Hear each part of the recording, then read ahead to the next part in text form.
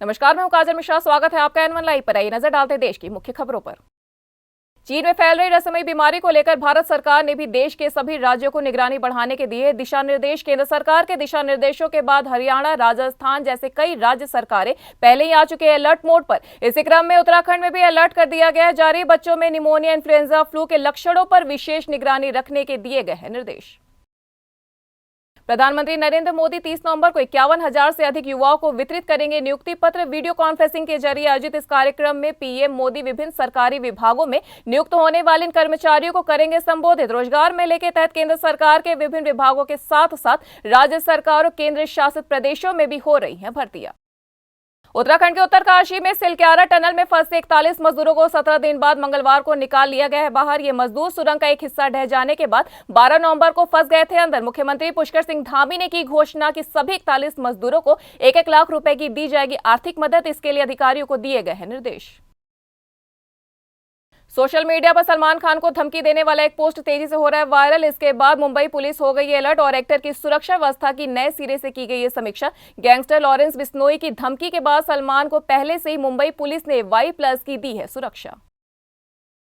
ओडिशा के जगन्नाथपुरी में स्थित प्रसिद्ध पुरी मंदिर के खजाने की संरचना के बारे में पता लगाने के लिए भारतीय पुरातत्व सर्वेक्षण ने मंदिर के रत्न भंडार की लेजर स्कैनिंग कर दी है शुरू। एएसआई की 15 सदस्यीय टीम उपकरणों के साथ मंदिर परिसर में हुई दाखिल और शुरू की प्रक्रिया। श्री जगन्नाथ मंदिर प्रशासन पहले एएसआई को रत्न भंडार की बाहरी दीवार के साथ साथ उत्तरी दीवार की लेजर स्कैनिंग करने की दे चुकी है अनुमति।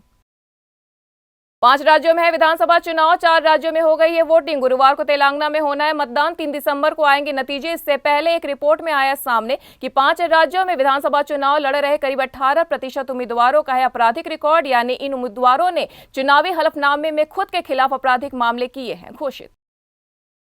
आगामी 30 नवंबर को देश में 5 राज्यों में विधानसभा चुनाव में अंततः थम जाएंगे मतदान। देश के बाकी 4 राज्यों में अलग अलग दिन पहले ही हो चुकी है वोटिंग। 30 नवंबर की शाम वोटिंग थमते इन 5 राज्यों के एग्जिट पोल दिखने हो जाएंगे शुरू कि किस राज्य में किस पार्टी को मिल रही है कितनी सीटें और कौन सी पार्टी बनाने जा रही है सरकार। चेन्नई से पुणे आ रही भारत गौरव यात्रा ट्रेन में रेलवे का खाना खाकर 40 लोग पड़ गए बीमार। जानकारी के मुताबिक रेलवे द्वारा दिया गया खाना खाने के बाद करीब 40 लोगों को फूड पॉइजनिंग के हुए हैं शिकार। सभी यात्रियों को पुणे के सुसुन अस्पताल में कराया गया है भर्ती।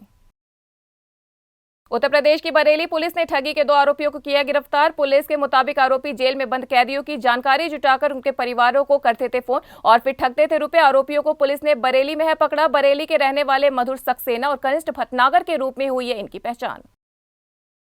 उत्तर भारत के राज्यों में सर्दियों का होने लगा एहसास। इसी बीच मौसम विभाग ने दिल्ली समेत कुछ राज्यों में बारिश की कही है बात। एक ताजे पश्चिमी विक्षोभ यानी वेस्टर्न डिस्टर्बेंस के चलते उत्तर भारत के मैदानी इलाकों में बारिश और पहाड़ी राज्यों में बर्फबारी की देखने को मिल सकती गतिविधियां। बारिश और बर्फबारी के चलते तापमान में और भी गिरावट आने की है उम्मीद। तो ये थी देश की अब तक की मुख्य खबरें। ऐसे तमाम खबरों से जुड़े रहने के लिए देखते रहिए N1 लाइव।